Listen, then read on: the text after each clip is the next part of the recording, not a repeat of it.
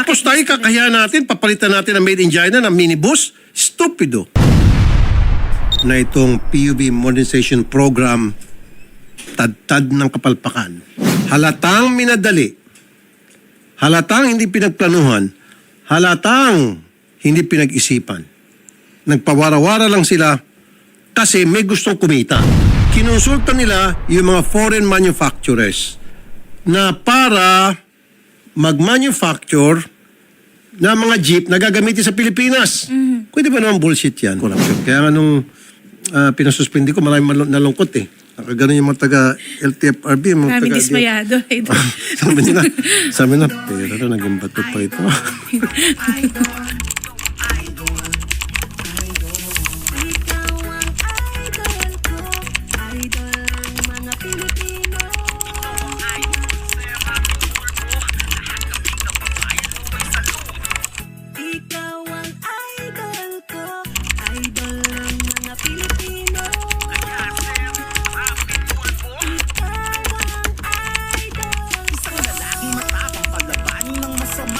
Saludo kami sa mga mabuti niyang gawa. Ang taong may gawang gawa, kaya maraming humahanga. Siya ang kakampi mo, basta ikaw ay nasa tama.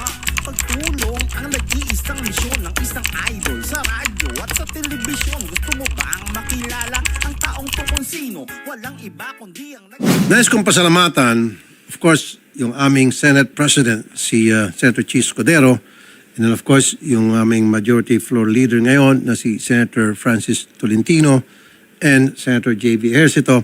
Kasi nga po, during the Senate hearing kahapon, the other day, kung saan nagpatawag ako, pangalawa na yon, patawag ko nung umupo ako bilang chairman, committee chair ng Public Services, tungkol sa PUV Modernization Program. Lumitaw na itong PUV Modernization Program, tad-tad ng kapalpakan. Halatang minadali. Halatang hindi pinagplanuhan. Halatang hindi pinag-isipan. Nagpawara-wara lang sila kasi may gustong kumita. Kita mo kung hindi kabalastugan. Kinonsulta nila yung mga foreign manufacturers na para mag-manufacture na mga jeep na gagamitin sa Pilipinas. Pwede ba naman bullshit yan? Nagas mo? Opo.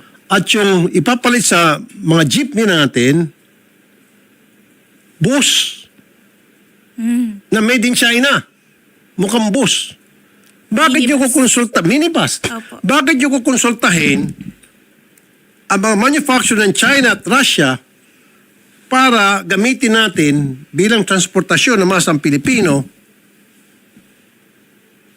dito sa mga kalsada natin? Anong alam ng China at ng Russia?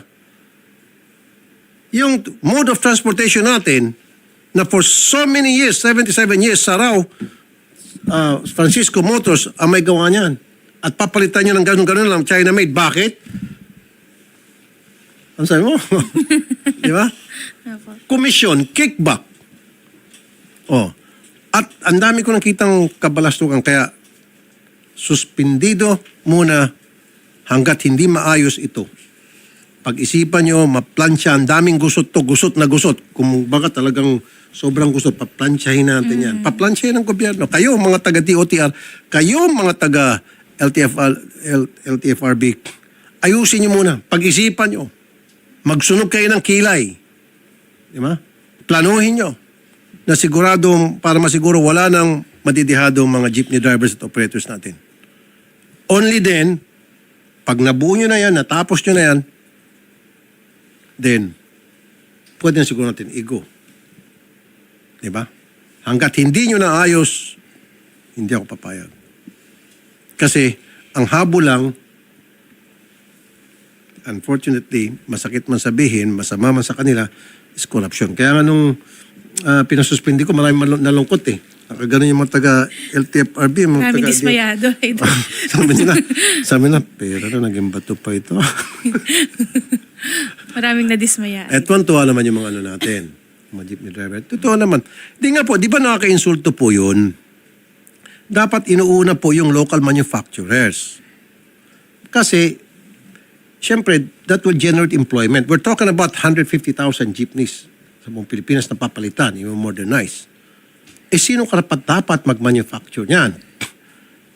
Dapat tayo. Dagdag employment yan, dagdag pera sa bansa natin. Bakit mo ibibigay sa mga foreigners? Yung mga foreigners, syempre, yung perang kikitain nila dito, dadalhin nila doon sa bansa nila. Yun ang makikinabang. Hindi yung mga Pilipino. Di ba? Wala eh. Basta't ang pinag-usapan agad sa lapi. God knows who does Not pay. not pay. Sabi pa ka sa mga jeepney. Meron pa ba hanggang ngayon sa mga jeep? Tagal ka nila kasakay ng jeep eh. Meron po. Okay. Yung mga sticker, sir? Oo. Opo. God knows who does not pay. Napag-usapan na ng biroan nga pala malala ko nung Sir. nagsasakay-sakay ko ng jeep, ng kuleo. Opo. Yung iba, taga-pasa-pasa. Kinakawawa pa yung mga jeepney driver. Diba? O, pasa-pasa. Tapos ngayon, yung taga-pasa, hindi na magbabayad kasi mukhang siya yung nagbabayad. Nalilito na yung jeepney driver eh. Diba? Bumuposisyon, sir, sa likod ng driver. Saka tingnan mo, 2,400 pesos yung lintik na China-made na yan. Kung sino man may pasimuno niyan at sino man nakipagkontrata dyan sa China, 2,400. Opo. Ang monthly amortization niyan, 1,000 something. Kasi maliit lang ida-down eh. 5% lang ata yung ipapayaga ida-down. The lesser the down payment, the bigger the monthly amortization. Eh magkano lang kinikita ng isang jeepney driver? Kada araw. Kapos-kapos pa nga, naghikaw sila. And then itong papasok tong monthly na pagkamahal-mahal. Hindi pinag-isipan eh. Saka hindi ako papayag. Yung Tatak Pilipinas mawala na. Oo nga po, Ay sir. ko dyan. In fact, yung mga foreigner, pag pupunta rito yan, bumibili sila ng yung Souvenir. pang-souvenir. Opo. Yes! Binibili yan. Tuwan-tuwa yung mga foreigner. Pinagmamalaki nila na I've been in the Philippines, ito yung ebidensya, yung jeepney. Sakay-sakay sila, nagtitiktok pa yan. Opo. Nasa Tapos bucket tayo list nila. kakayahan natin, papalitan natin ng made in China, ng minibus. Stupido. Kung sino man nagpasimuno ng mga yan. Hindi pwede. Sorry ha. Sige, news break na tayo. Okay, magbabalik po ang Wanted sa radyo, mga kapatid. Diyan lamang po kayo at oras natin, 2:29 ng hapon. Idol, idol. Ikaw ang idol ko, idol ng mga Pilipino. Ikaw ang